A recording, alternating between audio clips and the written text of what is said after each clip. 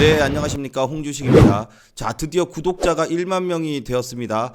시청자 여러분, 구독자 여러분 모두 감사드립니다. 자, 앞으로도 계속해서 좋은 내용으로 방송하는 홍주식이 되겠습니다. 또 감사의 뜻으로 주식 초보분들이 많으신데 주식에 대한 어떤 문의나 상담을 위해서 아래 전화번호를 남겼습니다. 많이 이용하셨으면 좋겠습니다. 자, 그럼 오늘 카카오부터 시작을 하도록 하겠습니다. 자, 오늘 카카오가 뉴스가 났죠. 주식을 액면 분할하겠다. 5대1의 액면 분할입니다. 5대1. 뭐 500원짜리가 100원짜리가 된다고 생각하시면 돼요. 지금 카카오가 약 50만 원이라고 가정을 한다면 액면 분할을 하게 되면은 한 10만 원 정도가 된다고 보시면 됩니다. 자, 이렇게 되면은 좋은 점이 50만 원 정도 하니까 너무 비싸서 한 주, 두 주만 사더라도 벌써 50만 원, 100만 원 하는데 10만 원 정도가 되면은 적은 금액으로도 카카오 주식을 살 수가 있다. 자, 그래서 훨씬 더 많은 개인 투자자들이 진입을 할 수 있는, 자, 그래서 진입 장벽을 좀 낮춘다고 보시면 됩니다. 자, 그런데 이렇게 액면 분할을 언제 하냐? 4월 15일 날 한다고 합니다. 4월 15일. 자, 그러면 4월 15일 날 액면 분할을 하게 되는데 그때까지의 주가는 지금과 비슷하게는 움직이겠죠. 지금 추세대로 움직이겠지만 중요한 것은 카카오를 만약에 매수를 한다면 액면 분할한 다음에 하는 것도 좋을 것 같아요. 왜냐면은 과거에 삼성전자가 액면 분할을 했어요. 당시에 이 삼성전자 삼전이 한 250만 원, 네, 이 정도 했었습니다. 280만 원 정도까지 올라갔다가 250만 원 정도 할 때에 50대 1에 이 액면 분할을 했어요. 그러니까 50대 1이니까 5만 원 정도가 됐죠. 5만 원. 그러니까 어때요? 250만 원이면 너무 비싸서 1000만 원 갖고선도 살 수 있는 주식이 한 4주, 3주 이렇게밖에 안 됩니다. 근데 5만 원이니까 많이 살 수 있잖아요. 그리고 진입 장벽이 낮아졌기 때문에 개인 투자자들이 많이 들어가게 된 거예요. 그래서 삼성전자가 5만 원으로 액면 분할을 했어요. 그래서 개인 투자자들도 삼성전자 주식을 많이 살 수 있었는데 중요한 거는 그 이후에 주가입니다. 삼성전자도 그렇고 네이버도 그랬어요. 네이버도 70만 원짜리 주가를 5대 1로 이 액면 분할을 하면서 이 13만 원 정도로 낮아졌거든요. 이 이후에 어떻게 되느냐? 액면 분할을 하잖아요. 그러면 주가가 바로 오를까요? 떨어질까요? 떨어져요. 그래서 액면 분할한 다음에 떨어지면 주가를 좀 더 싸게 살 수 있잖아요. 그래서 그때 사라는 거예요.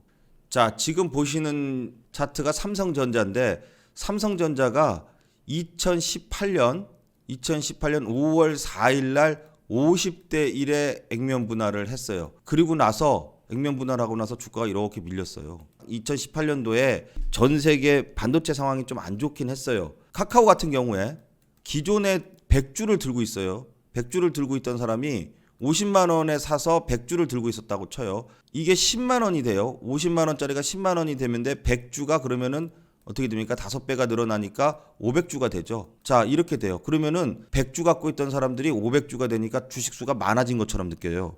그래서 좀 팔아야겠구나. 그리고 심리적으로 팔아요. 그거예요. 예, 다 주식은 심리가 많이 반영되는 거기 때문에 100주 갖고 있던 사람이 500주면은 나 그러면은 100주만 남겨놓고 400주는 팔아야지. 또는 뭐 200주만 남겨놓고 300주는 팔아야지. 이렇게 해가지고 팔아요. 매도가 나오기 때문에 주가가 올라가는 것보다는 내려가는 확률이 더 많습니다. 자, 네이버도 2018년 10월 달에 액면 분할을 했어요. 이날이에요. 이날 액면 분할한 날이 이날. 액면 분할하고 나가지고 어때요? 주가가 떨어졌어요. 한참 떨어지고 나서 바닥을 다지고 그리고 나서 이제 천천히 올라서 나중에 쭉 이렇게 올랐습니다. 그러면은 여러분 액면 분할하고 나서 좀 주가가 내려서 어떤 저점의 타이밍이 되면 이때 사면 좋잖아요. 당연히 이때 되면은 제가 얘기를 하겠죠. 자, 그래서 카카오는 지금은 계속해서 올라간다는 것보다도 4월 15일이니까 앞으로 이제 3월 달이니까 한 달 보름 정도 남았네요. 그러면은 카카오 말고 다른 종목으로 하다가 카카오 액면 분할하고 떨어지면은 거기서 사가지고선 올라가면은 수익이 클 수 있잖아요. 그리고 50만 원짜리 사는 것보다도 10만 원짜리 사는 게 훨씬 부담이 덜하겠죠. 그래서 카카오는 언제 사야 된다고? 액면 분할하고 나서 주가가 조정을 보고 그리고 저점에서 잡을수록 좋겠다 이겁니다. 다음 종목은 기아차입니다. 자, 기아차 어제 60일선 얘기를 했는데 딱 60일선 되니까 또 오늘같이 아주 뭐 폭락이 오늘 나온 장이었어요. 예, 전일 또 미국장이 나스닥이 3% 넘게 떨어지면서 오늘도 이제 이 한참 떨어지겠다고 생각은 했는데 거꾸로 기아차는 마이너스에서 출발했는데 또 60일선 지지가 되니까 장중에 8% 넘게 올랐습니다. 자리자리마다 이렇게 상승이 나오는 거 보면은 참 대단한 것 같습니다. 자, 그래서 기아차는 오늘 반등이 나왔는데 자, 이 반등 나온 것을 잘 지지를 하면서 이제 60일선을 잘 타면 이 이후에 어떻게 된다고요? 20일선 이렇게 내려오면서 조정을 좀 거쳐야 다시 상승할 수 있다고요. 그렇다면은 기아차는 이제 오늘 지지되는 캔들이 나왔으니까 이후에 조정 받을 때 매수의 전략으로 봐도 좋습니다. 자, 실적 부분이라든지 앞으로 이 전기차 또 미래차 만드는 데 있어서 기아차도 계속해서 성장성이 좋죠. 그렇기 때문에 이러한 신호탄이 나오고 나서 이제는 60일선 지지가 됐다라고 봐도 좋습니다. 자, 다음 현대차입니다. 자, 기아차가 오르니까 현대차도 같이 동반해서 조금 올랐어요. 시가가 낮게 출발을 했지만 올랐지만 또 오늘 지수가 참 안 좋습니다. 보통 개파락해서 출발을 하면 좀 올라야 되는데 못 오르고 거꾸로 좀 오후장 들어서 좀 힘이 없어요. 일단 전일 미국장에 대한 악재는 또 오늘 주가에 반영을 했고, 자, 그렇다면은 우리가 또 연휴잖아요. 연휴 때의 미국장의 주가나 국채 금리 이 부분이 어떻게 되느냐에 따라서 다음 주쯤에는 저점이 이루어질 것으로 보입니다. 그런데 현대차는 지금 23만 원 이하로 안 내려오고 버팁니다. 물론 다음 주까지 좀 주가의 움직임을 좀 지켜봐야겠지만 이러한 폭락이 나오는데도 자, 여기서 버틴다는 것은 장이 지수가 어느 정도 정상화돼서 회복이 되면은 이 이후에 현대차는 올라갈 가능성이 많아졌다라고 보면 됩니다. 역시 24만 원을 기준으로 해서 25만 원에서 23만 원 사이의 박스권을 잘 만들고 있고, 역시 진폭이 점점 작아지면서 향후 방향성이 나올 준비를 하고 있다라고 보시면 됩니다. 자, 다음 삼성전자입니다.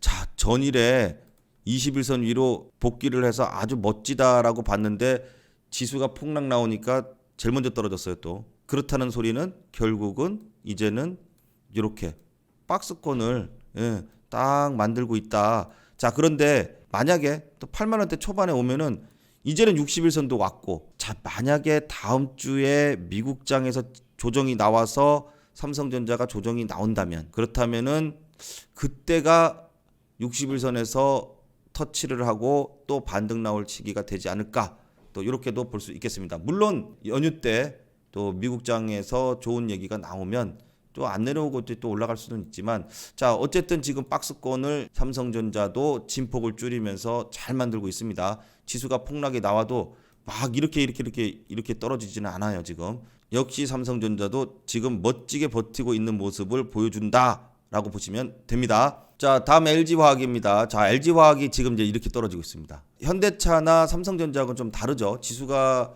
폭락이 나와도 이렇게 좀 버티는 종목이 있는가 하면 줄줄줄 하고 이제 떨어지는 종목이 있는데, 이거는 악재가 있잖아요. 지금 전기차 화재가 났죠. 근데 그게 이제 LG 배터리를 달고 있다 해서 이제 LG화학이 좀 안 좋아졌습니다. 그런데 LG화학이 대장주기 때문에 LG화학이 하락을 하게 됨에 따라서 2차 전지 관련된 종목들이 다 하락을 하고 있습니다. 그런데 이렇게 하락을 하게 되면 계속 안 좋겠습니까? 테슬라도 과거에 전기차 만들어 놓고선 불났다 그래가지고 폭발됐다 그래가지고선 주가가 떨어졌다가 그러고 나서 10배 올라갔어요. 그런 것처럼 물론 여기서 지금 80만 원짜리가 여기서 10배 올라간다는 얘기는 아니지만 단기간에 과대 낙폭이 나오면 저점 매수세가 들어와서 단기적인 반등은 나옵니다.